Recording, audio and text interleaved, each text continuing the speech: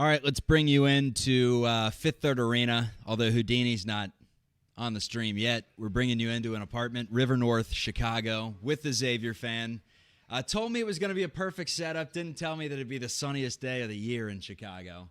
Not working with much, considering the year just got started. But yeah, it's beaming down on my face, so I can't see the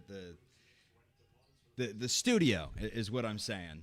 That's tough, but I got the stream deck handy dandy to start the show, and hopefully Cincinnati wins this. 65-60 Oklahoma, a minute 5 to go.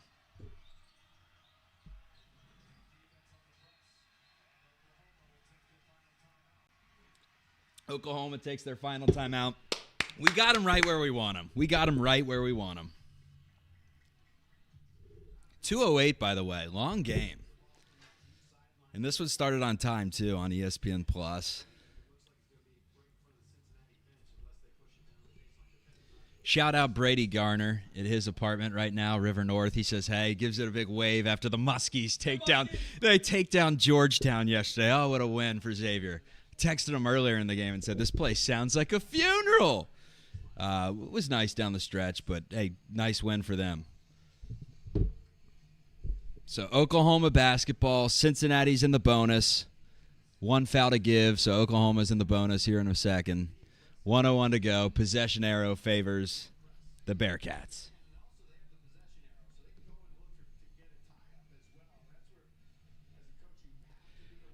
Thoughts on the game? I think Cincinnati's looked all right. They can't buy a bucket. CMOS got hot for a minute, but has missed a little too many, in my opinion. Let's get the overall numbers on CMOS. He's kept us in the game, though, with his shooting. No one's been able to buy a bucket. I haven't seen much of Skillings. Honestly, this is the first time I've checked the stat sheet. I know Locken has been blocking. Victor blocking. He's got 5 rejections. Let's see the numbers. Yeah, 14 for Newman. He's been great again. Been consistent all year. He's 5 of 8 right now. 2 of 3 from 3, 5 rebounds. Lukosius has 16 on 5 of 14 shooting, 4 of 12 from deep. So my hypothesis was correct. Day Thomas, 3 of 8. He's got 8. Reynolds has 6 off the bench. James has 5. Reed, 2. Dan Skillings, 1 point. That's someone who's been excellent as of late. He's vanished a bit in this game, but that's the beauty of this Bearcats team. Someone steps up. They have a nice overall well-rounded team, but not in the catbird seat right now, down 65-60.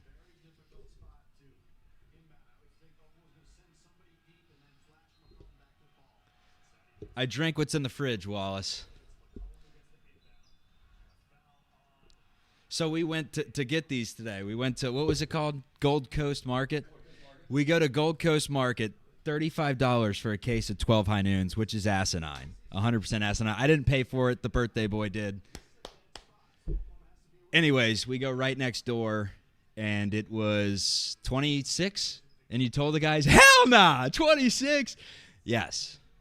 So we got swindled by $9 in a span of 150 feet by going to the name brand in Gold Coast Market, right by the triangle. All right, 65-60, 59 seconds left, Oklahoma ball.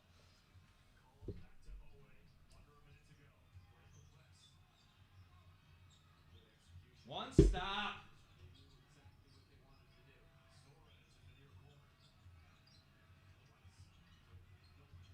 Don't chuck up some BS here. Good defense. 10 on the shot clock. Reed guarding. Let's send it down courtside to Dan Horde. Driving kick, right corner. Off. Reed's fouled. We're going to the line the other way. Josh Reed to cut it down to 1 possession. By the way, Houdini's courtside today. He's going to join me if he has no connection issues. Courtside at Fifth Third Arena. Able to get him some credentials today. And he's going Big J. He's got the Bluetooth in. He's scribbling down gibberish. Can't wait to see him.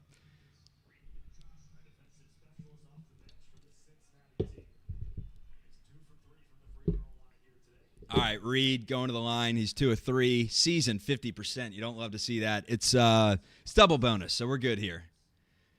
Sinks the first. Down to 4.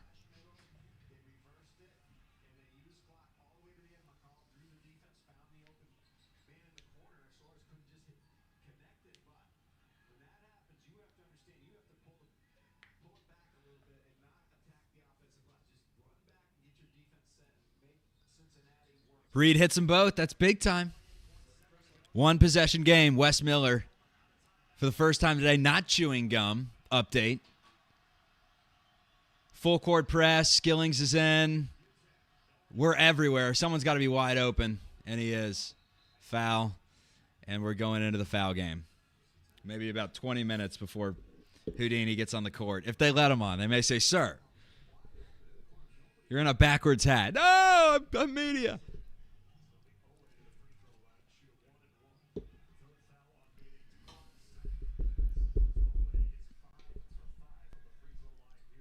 We'll get started with the show as soon as final buzzer sounds. Not looking great, but it is 1-1. We were in a worse spot against TCU with a lot less time. 65-62 Oklahoma, 20 seconds left. Sooners at the line, 1-1. Number 3 looks to be pretty bulky. I could see him being strong on his first free throw. He's 5 of 5 in the game, but 71% from the line. No idea who he is.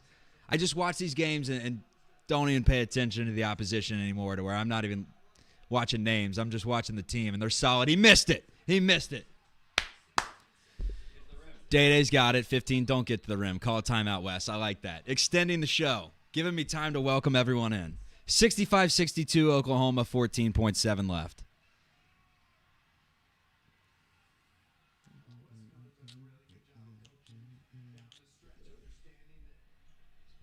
I like it. I mean, win or lose. No, look, I'm not going as far as Rick Pitino the other day. Hold on. Do we have that queued up? I think we have that queued up. Where are you, Rick? Here we go. Folks, Rick Pitino.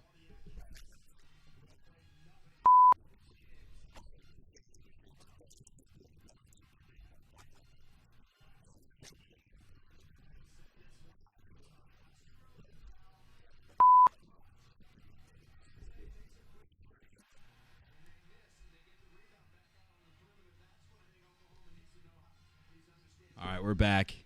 I don't know if Rick Pitino played or not. The sun. You can only do so much. No headphones either. 65-62 Oklahoma since he's got the ball. Double bonus, 14.7. CJ Frederick would be nice right about now. He's been out for about the last month. We'll see how the rotation shifts if and when he comes back. But this is a position that he would be very ideal to put in right now. You go with the 3, 14-7 on the clock. I'd say no. I'd say attack. If what West designs is not open there with 7 seconds left, then you start looking for the 3, and at that point, it'd probably be Lukosius that would take it. I don't know. On the floor before, it was Skillings, it was Reynolds, it was Seamoss, it was Victor, and Day-Day.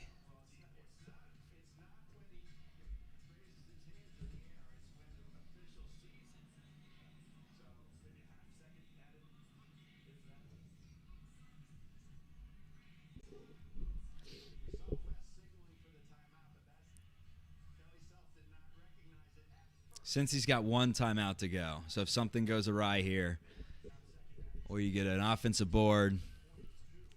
T! Give him the T. Brady's enjoying the free show. Gets a couple shout-outs before we get started on the program that's dropped every morning after the game. So if you're just now joining, you haven't seen the program yet, you watch on YouTube, you've seen us once, this is your first time, you can't watch the whole thing now. It's dropped in the morning, actually typically at night. Tonight, maybe. I'm going to get home early. I'm going to be responsible. Win or lose. Lose, we're going home right now. Brady, happy birthday. You're not getting anything from me after this one. But win for the Bearcats. And he's a Musketeers fan and said he wants the Bearcats to win to help their Ken Palm. But we're going out till about 7, and then we'll post that thing for the morning. All right, 13 seconds to go. Seamoss has it. Driving. Taking it to the hoop. Throws up a little runner, and on the floor. So that's double bonus. And he made the shot, by the way. It was a little circus shot. So 10 seconds left. Seamoss going to the line. Double bonus. You're going to have a chance regardless. You say he did it intentional? Yeah, it was a dumb foul. Lengthen this game. CMOS, smooth, bang. Yeah, one timeout. 10 seconds, 65-63, Oklahoma.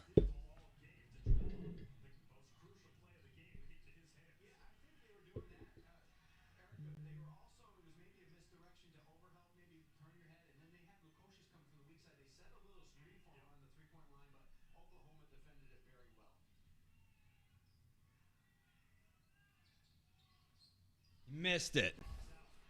Oh, that's a tough miss. Oh, that's a tough miss.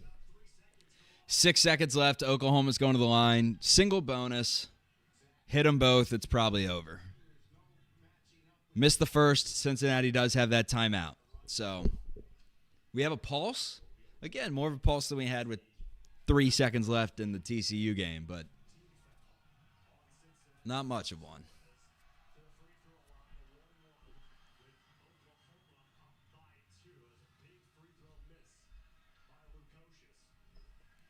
Yeah, Ricky. Big 12 basketball.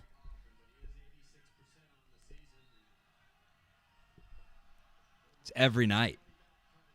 Down to the wire. Every single one of these games has gone down to the last possession, except BYU. Made the first. Do you use your timeout if you miss it? Yeah. Do you use your timeout if he misses? 6 seconds left. You're down 3.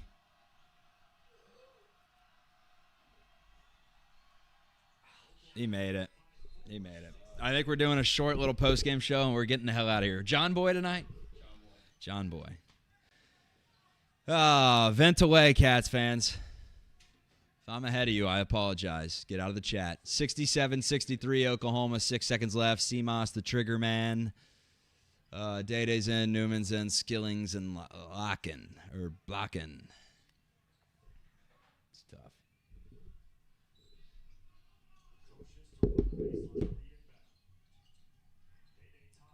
Timeout. So West calls a timeout, 4.5 to go. Down 4. The ESPN metrics have us at a 99.9% chance of losing this game. Oh. But I still have faith. Until the final buzzer sounds, I always think the Cats are in it.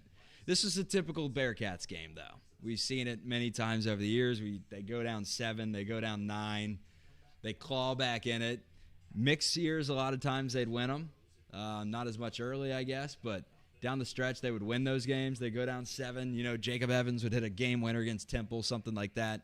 Wes has had a pretty mixed bag, a lot of losses in there. But this one, I mean, they fought hard. Oklahoma may just be the better team, or Cincinnati just shot it terrible, because they did, statistics-wise. And Oklahoma played well. 41 rebounds for Oklahoma, 34 for Cincinnati. So the dominance we saw on the glass, that's now 2 straight games against 2 really hard-nosed Big 12 teams, Oklahoma and TCU, where the rebounding battle went to Oklahoma, and they did it on the road. But 38% for UC, 7 of 25 from deep. It's not going to get it done. But, I mean, they were in it throughout. It was back and forth the entire first half, most of the second half. A few Oklahoma, tried to pull away, went up by 7, went up by 9, I think was the highest margin. But Cats overcame it, just going to fall a bit short, and now I got to do this in front of a Xavier fan who's smiling a bit, relishing in this moment.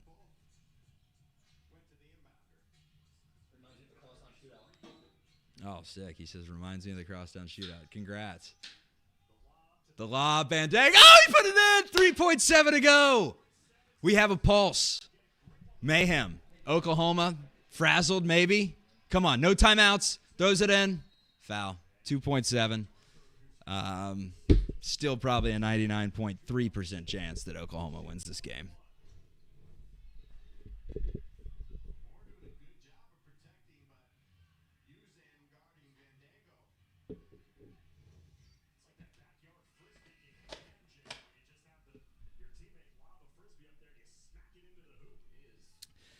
Nate Johnson's take, got to make those free throws. They've costed us in games 100%.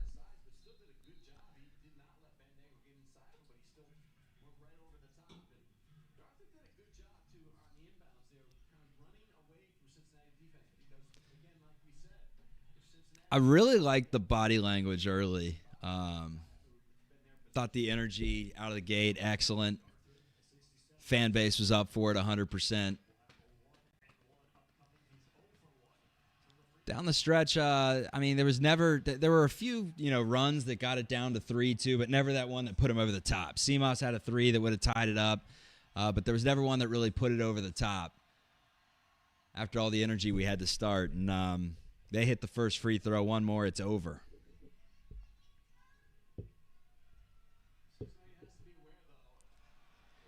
But we'll still have a good show. We'll talk about a team that's on the rise and that's been competitive in every Big 12 game. I mean, this conference is nuts, but you got to protect home floor because now you have Kansas. Kansas is going to be tough, and you lose that one, you drop to 2-4. Fallon, Newman, 3, turnaround. May have affected someone's live bets, but guess what? He missed it. Final score. Number 15, Oklahoma, 69-65, and Oklahoma's first win against Cincinnati since 1991. That's disgusting. All right, let's get to the chat. Sorry, Elliot. Yes, smart play by Wes. Really good design by Wes. Look, we lost. It affects what we're trying to achieve this year, and that is a team that has a chance to compete for the ultimate prize, a national championship, and you got to get into the tournament first. And granted, the schedule may be a little top-heavy. If they could take care of the West Virginias, the Oklahoma States, the UCFs when those teams come, but UCF looks pretty damn good. But some of those teams that we think are a little bit bottom tier, they can climb back in it. It's been a top-heavy schedule. We said this was the hardest 6-game stretch in program history. And they're 5 games through it, and they're 2-3 during this stretch and could end 2-4. But I think even before the stretch started, we said 2-4.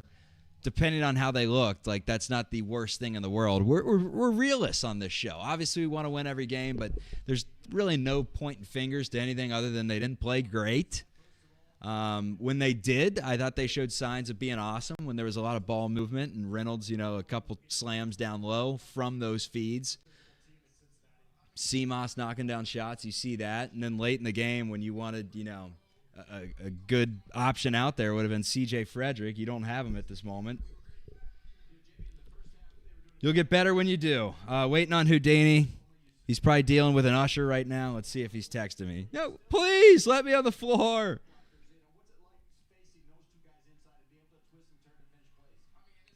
I just got a text from shout out Evan Romansky. If you're listening to the show, shout out.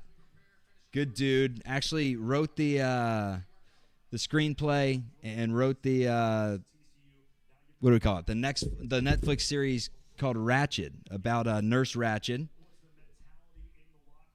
and how she turned into a psychopath. Just her protagonist story, I guess you could say. He loves the protagonist or antagonist, I should say, for that matter. And I'm watching Oklahoma on my screen with the post game. That's tough. It's tough. Final score, Oklahoma 69-65. I'm starting the show in 2 minutes if Houdini's not on the floor.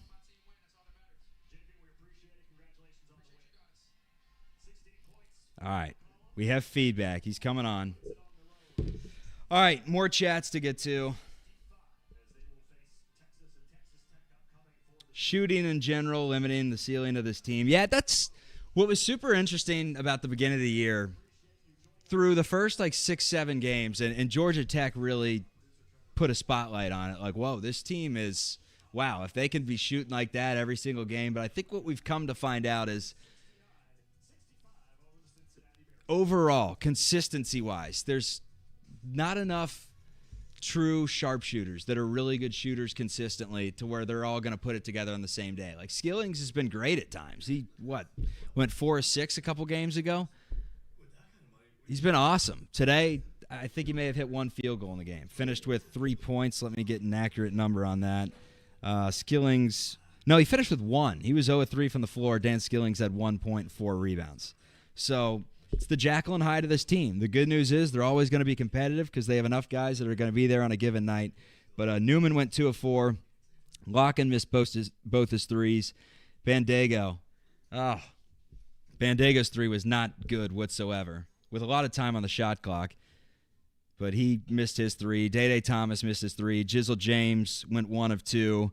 And then Skillings and Reed missed both of theirs. So, I'm running through those names. Reed, Skillings, Reynolds, James, Thomas, Newman.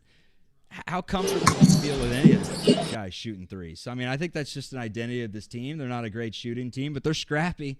They play hard, and they got dominated on the glass. 41-34 in this one. Still, took it down to the wire with Oklahoma, had a chance to win it. So, team is good. That's the good thing. They're good, but not in the greatest spot after you lose to Kansas. You just have to start winning some games to get back in it. Schedule lightens up. You have opportunities. But this is just a show of realism and sometimes a lot of very bad takes. Like Day Thomas, I thought played a lot better again today, despite the 8-6 numbers, which are not bad. You'll take those from Day Thomas. But after the performance that he put on against TCU. Houdini, do you have me? I got you. Can you even hear me? They're still blaring like Lil Yachty right now. This could take the cake over Creed for worst segment of all time. Hold on. Please tell me you have me, Houdini. Please. I got you. Do you have me at all? I don't hear anything. Kirby, tell me in the chat right now if Houdini is making any sense to anyone listening to the show or if this is just a disaster, which sometimes happens when you try to go remote. You're trying to enjoy the day, and then the Bearcats lose. So the only thing you can do is come out there and put your best foot forward. They lost. We're losing too. It happens. Happens to the Bearcats from time to time. What am I doing wrong here? If the damn glare wasn't on me, this would be a lot better. Brady, you sabotaged me. The Xavier fan over there. He's like, no, perfect studio. I'm sweating my ass off, and the Bearcats lost by 4. That'll wake you up. All right, how are we getting Houdini on here? We need a miracle, folks. Check the chat. Check the chat. Can they hear me or is it you? This is unbelievable.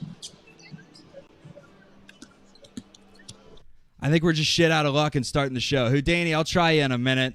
Enjoy the game. Hey, you got the courtside seats. Wait, let me try one last thing. You got me, Houdini. I got you. You got me. Nothing. Jesus, this is a disaster. It's a sad day. It's a bad day.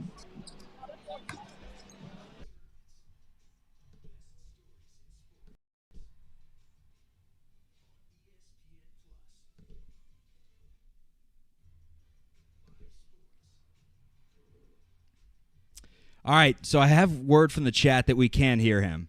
So someone, I see you're on Jill, text your son, tell him, Houdini, he can hear you. I can't hear anything that he says, but what we can do is the old handy-dandy phone. Actually, no, we can't do the handy-dandy phone because he's live, or he's remote. I can hear you. Can you hear me? I can hear you. Can you hear me? Yeah, I sure can, brother. Woo-hoo-hoo! I don't know why I'm screaming. Bearcats lose, but go ahead, take the floor. You're live. You're a big J. You scribble down notes. You had the Bluetooth on. Give it to me. Thoughts about that game? Yeah. Bearcats lose by 3. It was it's starting to get pretty typical and pretty standard, right, of what they do. They go down early. They fought well in the first half. And it's a matter of making shots, man. We can't make shots. Our free throws, hell, I think we shot 63% today, which is somehow an uptick from what has happened this entire season. So at some point you got to make shots. CJ Frederick not being available, I didn't think it would hurt this bad, but I think it's pretty brutal. I think CMOS went, 5 of 16 from 3? He shot legitimately 13 threes, I think, in this game. 4 of 12. 4 of 12. 4 of 12. A lot of shots for my boy CMOS. I like him a lot. But another one where we got to take care of business on the home court, right? And it doesn't seem like we have that real home court advantage. I will say Fifth Third was on fire today. First time I've been to a game this season because of the show, obviously, but it was absolutely on fire. They just wouldn't give us those 2 stops in a row momentum swings. They just wouldn't do it. And they were offensive rebounding. I know McCollum, his ability to drive really hurt us. And our shot blockers would go for the block shot and then the rebound off the backboard to their 4 or 5 man would clean it up after they drove the lane like that. So it was tough. Another loss at home. You can't have that right now in the Big 12. I wish we would have got this one. Said Cincinnati lost by 3. They lose by 4. 69-65, the final score. We're going to run through a quick one, Houdini. We'll keep you for about 10 minutes. We'll talk to you about your experience on the floor, your first experience as a Big J. We're starting the show right now. Bearcats fall to 2-3. 13-5 is the overall record. Last I checked, they were on the last 4 out of Joe Lunardi's bracket. Maybe stays the same after a 1-1 week with the win over TCU, the loss to Oklahoma at home. Another chance Monday, but that chance is against Kansas, and Kansas is pretty damn good. Chatterbox Bearcats, Chuck and Houdini, roll the tape.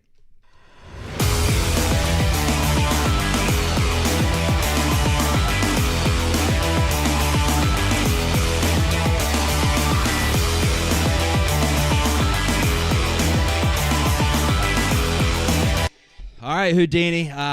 First things first, just because the live studio audience, and I told you I'm at Brady Garner's penthouse right now on his birthday, overlooking Trump Tower and River North right now. And the view it's a sunny day. Sun's beaming down on me, but the view, it's just not as pretty right now. Views are not as nice after the Bearcats lose in a game that, there's not a lot of terribly negative things to take away aside from the fact that Oklahoma, went toe-to-toe with them. They took the lead. They held on to that lead down the stretch. Bearcats ran out of time and didn't hit the shots that they needed to hit, Houdini.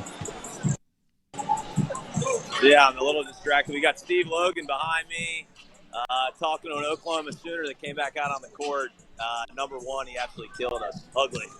He just looked at me. He's like, who the hell is this guy? Chatterbox Sports, brother. All right? This is serious journalism. We got to figure something out. Honestly, I was staring at Steve Logan this entire time. I'm like, God, I want to get him on here real quick for a soundbite. What question did you ask, Chuck? I just said opening thoughts. This is life in the Big 12. You play well. You miss some shots. Defensively, you work hard. You get out rebounded. Like, you do everything you can. Sometimes teams that given night are just going to be better than you or just better than you in general because they're a really good team. I mean, this is the Big 12. But once again, fifth, third, fired up. Give me your take. Yeah, no, I mean, we talked about this on the other show. It's kind of a blessing in disguise. We lose to Oklahoma at home. Hey, on to the next one. The Big 12 did well enough out of conference that these teams can just beat the shit out of each other. And we don't have a bad loss on the resume yet, right? So we have, like back in the American Conference days, it's like if you lose that Memphis or that Houston game, you don't have another opportunity. We have Kansas on Monday, right? And personally, I can't wait to see Jameel Reynolds and Hunter Dickinson going after it in the paint. Because I think that's the guy that we got to put on big old Hunter Dickinson. But it's the beauty of the Big 12, man. You got a big game literally twice a week. You can get the quad 1 wins, the quad 2 for the resume builders. We can't keep losing games at home, right? That's not a recipe to get into the tournament, man. No, and that was everything that Cincinnati did not stand for the longest time. We won games at Fifth Third Arena. Granted, Conference USA for a long time, American Conference for a long time, and then even the old Big East, as we've mentioned. There were the bye games against DePaul's when you were better, the South Floridas, Rutgers, whatever it may be. This Big 12 absolute gauntlet. But still, 2 losses now at home, Oklahoma and Texas, where I thought they had a chance to win both of those games. And this one, it just came down to missing some shots. I thought they had some good looks, especially down low. Locken missed a few bunnies that he hits 90% of the time. Missed free throws again. Let's get to the final free throw number because that should be the first thing that comes out of my mouth every single one of these shows. And it was 14 of 22 in this one, 63%. Better than the 50% they've been shooting at in conference play, it seems like. But 14 of 22, not great. Lukosius missed that big one late in the game that would have put it down to 1. Because Lukosius, here's how it ended, folks. Putting this visual in your brain if you did not get a chance to see it yet. 10 seconds to go. Lukosius has it, driving down the lane, fouled, actually hit the shot, but they call it on the floor. Double bonus, hits the first, missed the second. Oklahoma got the rebound. They took care of business by sinking their free throws, since he never really had a great shot. I will say, with 3 seconds left, Wes Miller designed an incredible play out of bounds, ooping it to Bandago from the sideline near the bench. Bandago finishes, and it gives Cincinnati another, at least, it gives them a pulse. They had a 99.9% chance of losing. So coaching, I love that there from Wes. At the end, Oklahoma, like you said, just the better team. But how about Victor Locken, man? We talked about his defense at the beginning of the year. How would he stack up in the Big 12? Could he block some shots after it felt like, the Illinois-Chicago game and Eastern Washington game, teams were having no issue getting into the paint. But, man, when the competition arose, so did Victor. He had, I believe, 5 blocks was the final number. Stand by it was. 5 blocks, 5 points, 7 boards for Victor Locken. God, it's so hard it's unbelievable that when you're at the actual game, you watch, the details aren't there. I'm sitting there, the crowd noise going nuts. I'm trying to, jot down thoughts, check the box score. The amount of stuff you miss actually being at the game is incredible. I watch way more when I'm just sitting on my couch watching ESPN Plus. But I think Victor Locken, you got to say he's our most consistent guy. Has he even had a game under 10 points this year? He consistently, he'll at least give you 10. Everyone else is kind of a mixed bag of what you're really going to get. And you're right, though, at the end of the day, I don't really have any complaints on how we did much at all. I thought our defensive rebounding and it was a lot due to the penetration that McCollum and whatever 3 had, that our bigs were going for blocking shots and not going on the weak side rebound area. And they were dunking it, putting it right back up, tip slams. So I don't really have a whole lot for Wes as far as complaints or Monday morning quarterback, because we just have to make shots, man. You got to make shots to win a damn game. And we had Locken's air ball when we were down 4 in the corner. That was brutal. Seamoss had a couple where he was literally layups under the rim but would kick it out. It's another frustrating loss, man. I feel like every game I'm pissed off. You know what I mean? I've never walked out of a game this year, minus the bullshit non-conference games, where I was like, you know what, I'm excited. This whole game pissed me off from start to finish. Yeah, it's a grinded out style of play, and when Cincinnati's going to be at their best, they're going to be holding teams under 70 points. They did that today against Oklahoma. I thought the defense was great. The offense just didn't give them a ton of opportunities to win this game, and the rebounding, as you mentioned. But, yeah, 38%, the final number for Cincinnati. A box score run through real quick. Bandago 5, Locken had 5, Newman had 14 points, 5 rebounds, Seamoss Lukosius 17 and 6, but again 5 of 14 from the floor, 4 of 12 from deep. Day Thomas had 8, Reynolds had 6, Jizzle James 5, Josh Reed 4, Dan Skillings had 1 in the game. No Odi Oguama. I will say this: Odi Oguama, Rayvon Griffith, and Sage Tolentino, 3 guys off the bench that have played very limited this year. Rayvon Griffith hasn't even seen the floor, a red shirt. Those guys are invested, and I love it. Odie especially. I mean, I wouldn't say we give him crap on here. We just tell the truth. He probably shouldn't play on this team unless he's desperately needed, but you have bodies in front of him. That's just the flat-out truth. But, man, he puts on the leadership apron. He puts that on. Loves. No, we were saying that, man.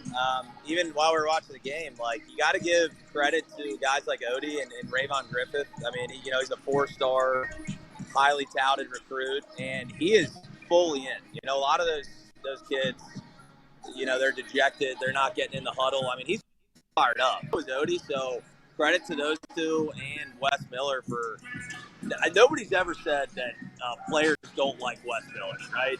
Everyone loves that guy. And you can see it on the court. Like, there's no effort issue. It's we got to put the ball in the basket, fellas. You know what I mean? We got the Bearcat in the background. Yeah, I see the. He just patted me on the back. He's like, dude, is that Chatterbox? He's like, that's actually my favorite channel. It's Houdini. Houdini, I actually wanted you to walk into the presser, and unfortunately you got to do the show with me. And when I'm on a remote broadcast lugging my stuff down to the city from the suburbs of Chicago, you can only do so much to get the broadcast up, and sometimes you can't hear your co-host for whatever reason for like 2 minutes. Then he pops back in, and you hear him. It's as simple as that. That's life right now. Chuck, can you, by chance, so I can make my money back, do you have any idea what the line is for UC women's versus West Virginia? Because they're about to play, I think, in like a couple hours. They're warming up and stuff right now. And I don't think you have to be in pretty deep with a book to find that line. I don't think they have it on DraftKings or anything like that. So sorry about that. Right. Just enjoy the game and study the offense and maybe take some ideas to bring to West. But I thought they got good looks, man. I see a light is what I'm saying. You got guys invested on the bench that aren't playing. Sage Tolentino, No. I mean, Sage Tolentino hasn't played a second of this year, redshirted last year, and he's on the bench fired up and looks like he's happy to be there. Wes has instilled a good culture. He's getting the right guys in, and they're taking teams down to the wire. I mean, do I want to win? Yes. Am I pissed off? Of course I'm pissed off. Am I going to go full Rick Pitino? Absolutely not. There's no frostbite in Chicago today. Sun's beaming down on me. I'm going to have an excellent day. I'm going to say hey to the chat. How we doing, chat room? What's up, everyone? Sir Boy Wonder. How are we? Oklahoma cheated. I agree. Oklahoma did cheat. Let's go with the segment that we have to bring up every Bearcats game because I freaking love our fan base. Every call, we're booing. We're booing at Fifth Third. Boo! That's terrible. I don't even know what I'm talking about. But you, as a former Elder High School basketball starter, a team that I think lost in districts, congrats. But anyways, a starter on that team, Houdini, can you tell me how the refs were today overall in your opinion? I think the refs in general have not been doing too many favors for UC. Even at home, I didn't think they were egregious today by any means. The TCU game was atrocious. A crime against humanity, what we saw against TCU. Today, I thought there were some calls that were very questionable. But overall, no, I don't think the reason we lost was the referees. It wasn't the Zebras today, man. It's about putting the ball in the damn hoop. I think maybe the biggest sequence was Lukosius missing the front end of that one-on-one. And we got the offensive end missed 2 threes in a row, I think. I think that was probably the biggest sequence, but no. I'll never give refs like over a B. These guys were probably a C, maybe a C+. They let him play a lot of times. Have you noticed that whenever Day Thomas takes it to the rim, and he can get there easily, like he can get within 2 feet of the basket, and quite frankly, a lot more under control than someone like Mike Adams-Woods. But he goes up, and maybe it's just he's little, but there aren't many fouls called against him. Are you in agreement with some of those just play-ons, or do you think he's getting hacked down there sometimes? I would agree. Well, usually, as far as fouls are called, the smaller guy going to the rack like that, if there's any contact, they blow the whistle. It's guys like Shaq that would never get a foul call down to the paint. And Day, he did have that and one, but he rarely gets those calls. And you got to give him credit again after his 6 airballed layups against TCU. He actually finished a couple of these drives. Day played well. I can't really knock anybody's play. That's like the shittiest part about this. I didn't think anybody looked bad at the rotations. I don't know when I love having Aziz lock in Josh Reed and Newman and Jizzle James, I think was the lineup. I don't think that's a recipe for successful offense at all. You're clogging the paint. None of those guys shoot the ball over 30% from 3. I think that's something we need to look at as far as rotations and lining up guys that have skill sets that complement each other. And sometimes I think West forgets about that. So it is what it is. All right, let's go around the Big 12. Big game earlier between the Texas Longhorns and the Baylor Bears. Texas 75, Baylor 73. That game was in Austin. There's another example of a team that is probably going to be on the bubble at some point this season, fighting to get their way in Texas. And how you get into the tournament in this Big 12, where everyone is seemingly very equal, is you win your home games. Texas does that today, 75-73 over Baylor. Cincinnati does not, losing by 4 to Oklahoma. Iowa State's beating the hell out of TCU in Fort Worth, 61-47. I mean, this league, man, this league. After Iowa State just lost the other day, and, of course, this podcast that drops in the morning, look, I'm not re-editing this. Just assume that TCU lost down by 14 with 10 minutes left. And if they won, because that's a very reasonable thing to come back from, then sorry about it. Maybe I will edit this. But Houston, 49, Central Florida, 26. Houston's cruising in that one at home against Central Florida. And then tonight, I guess I am going to have to update this. So screw everything else I just said. That's getting chopped from the show anyways. West Virginia is hosting Kansas at 3 o'clock. Texas Tech hosting BYU in a ranked matchup. That's at 5 o'clock. And then Oklahoma State and Kansas State at 6 o'clock tonight.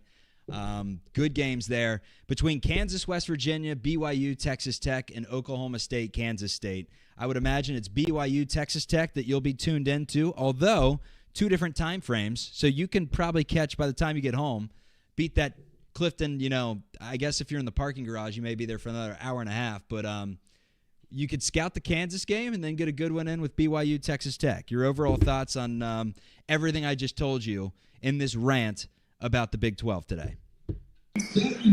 Well, Chuck, I love my country, so I was locked in there doing the Star Spangled Banner right there.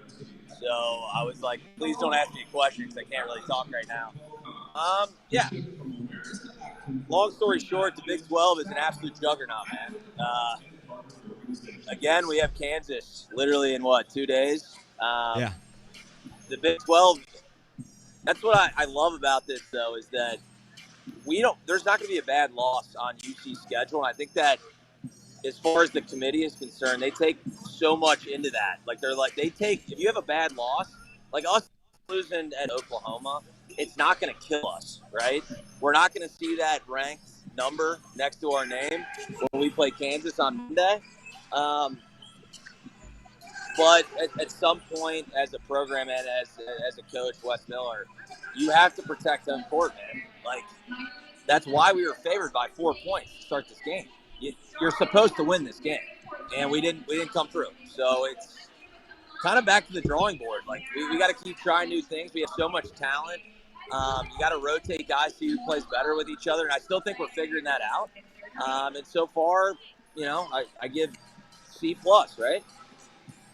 Dude, I'm sorry. I didn't listen to anything you just said. I'm sitting here laughing about the fact that during the Star Spangled Banner, and there we go, second time's the charm, Kirby. Good stuff from Nick Kirby, who does everything on a Saturday. While his kids are at a birthday party, he has the free time to do whatever he wants, and he chooses to hop on a team that he doesn't even root for to help out the brand. That's what Nick Kirby does, folks. So golf clap to him. But anyways, Houdini, you're sitting there courtside, and this is his first ever game as media. So, I mean, congratulations. We've made it.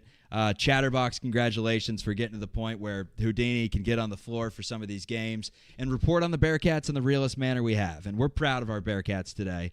But the Star Spangled Banner going off. If I would have tossed it to you there, yes, for future reference, Houdini, if that ever happens and you're on the floor, just don't talk. Just give me one of these. I would have joined in. I would have started singing if you asked me anything.